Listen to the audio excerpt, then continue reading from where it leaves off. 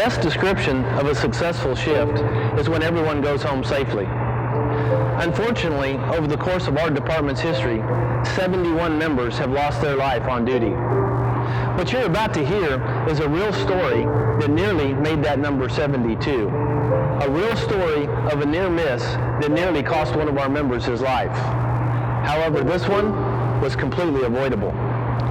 The job of firefighters is and will always be a dangerous profession.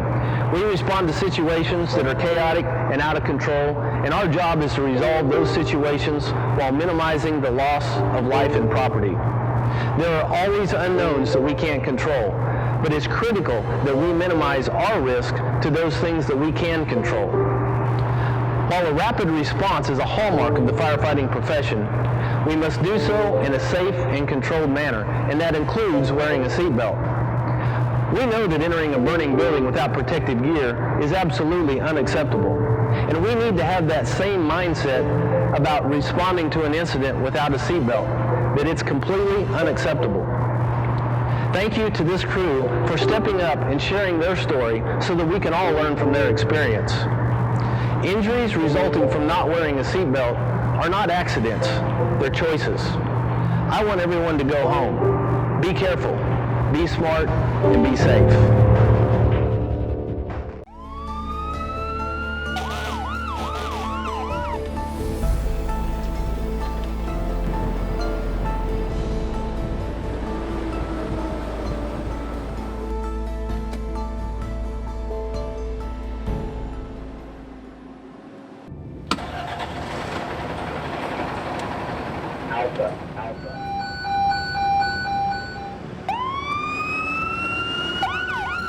The tones dropped, we left the slab, made a left on Quarter, another left on Scott here, came down Scott to 610, got to the bridge. I remember under the bridge, I remember Chief asking for a TAC channel. I remember Squad 46 getting on the radio and requesting to be put on that incident.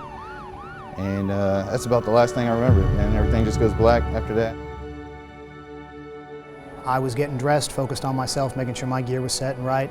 I looked to the right when I heard a noise and saw the door was open and there was an air pack falling out. Thomas wasn't there anymore. And I heard the door open. I heard Byron start to yell that we'd lost Thomas. I heard a noise in the back of the cab, and then I think Garrick said something, and then Kaz was yelling, but because he's in his mask, I couldn't understand him. I yelled at the EO, stopped the apparatus about 50 yards or so from where Thomas had fallen out. I went out Thomas's door, ran back to him. I looked back and saw the door was open, and I actually put the parking brake on and hopped out, and I could see Byron running back to where Thomas was on the ground. I remember Garrick saying we lost something, and I couldn't understand him. Well, it didn't dawn on me that Thomas had fell out at that point.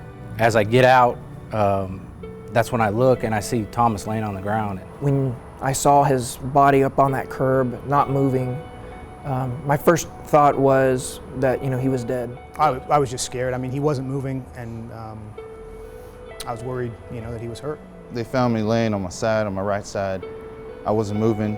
They weren't sure if I was alive or not.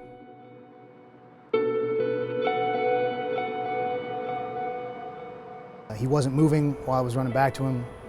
When I got to him, he was sort of halfway on the median and halfway on the street.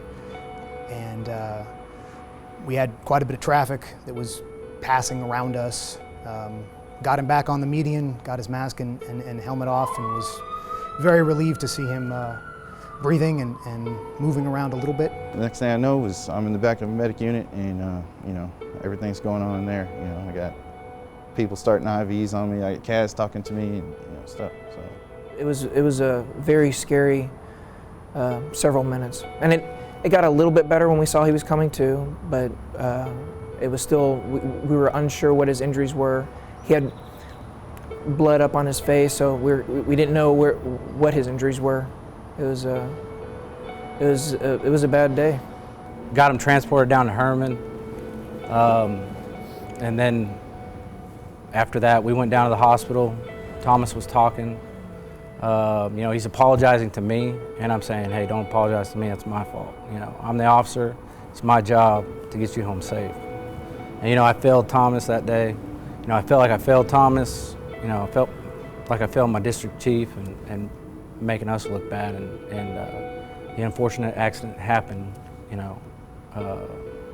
was just a bad day.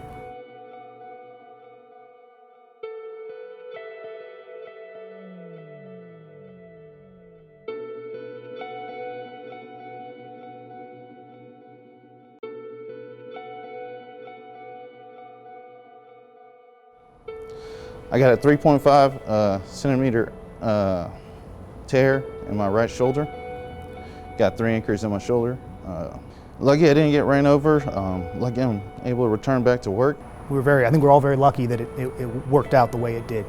Not to diminish the pain that Thomas has experienced, and losing him for many months at the station and everything else has been obviously a tremendous challenge. But all things considered, we were pretty blessed that day that things went the way they did. Like I said, there's a lot of guilt there, especially on me, because I'm in charge of the apparatus. Whatever happens on the apparatus, whatever these guys do out there, I'm in charge of. Just like many other apparatuses, and sometimes there's things that are, wrong with it, that are broken. In this case, we knew that the door had an issue. We had written it up on more than one occasion. We knew that the seatbelt alarm that is supposed to sound when the firefighters don't clip in, we knew that that was broken. That had also been written up. It's no comfort after the fact when one of your brothers gets injured to say, well, I did my part, I wrote my forms, I reported that it was broken. It serves no comfort at all when something like that happens. So I ring the bells a lot quicker now about something being broken. I think across the board I've prioritized balancing safety and efficiency, and that's something that, as I said, this incident just demonstrated how important that is, to maintain that balance and not get tunnel vision or short-sighted, focus on one aspect of our job and neglect another. In the Houston Fire Department, we take a lot of pride in being good at what we do and being able to respond quick like we do. We're a very aggressive fire department. We take a lot of pride in that.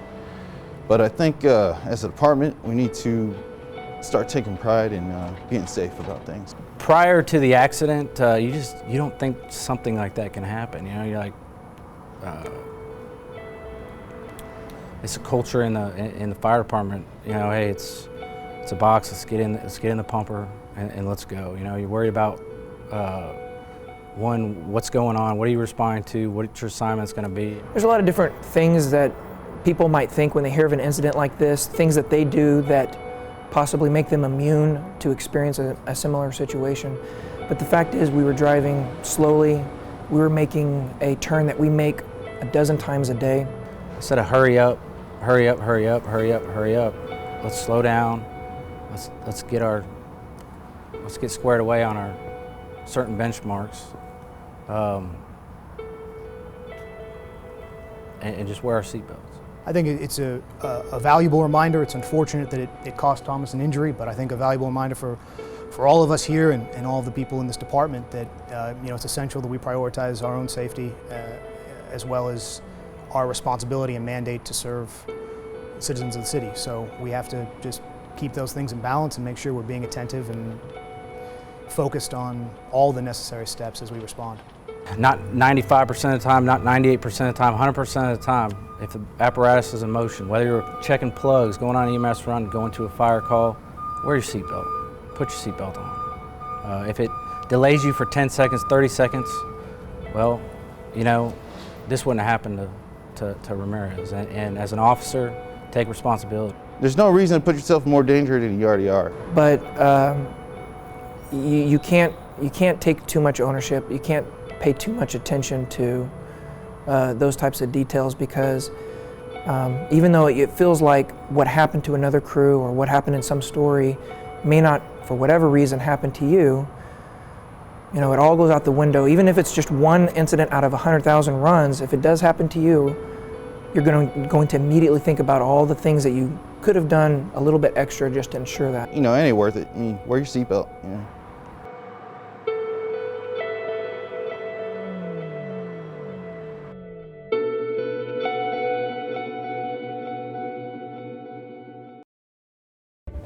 You, the men and women of the Houston Fire Department, are the most valuable asset that we have.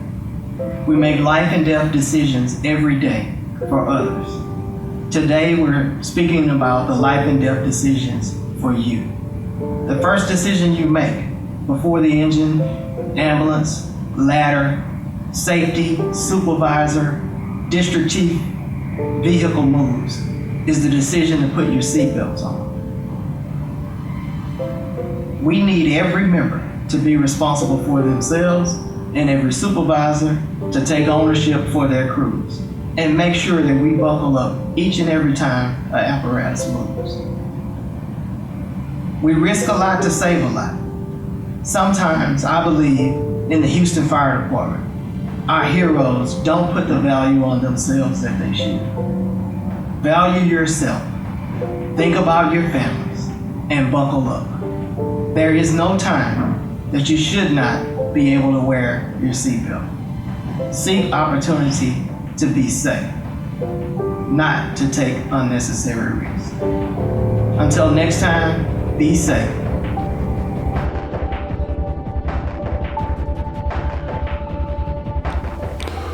Local 341's Health and Safety Committee is working diligently to improve the workplace conditions of all Houston firefighters. An easy way for us to start is by all committing to wearing seatbelts on every incident. Far too many firefighters are killed or injured as a result of not wearing their seatbelts. We can eliminate this by buckling up every single time. As always, take care of yourself, take care of each other, and stay safe.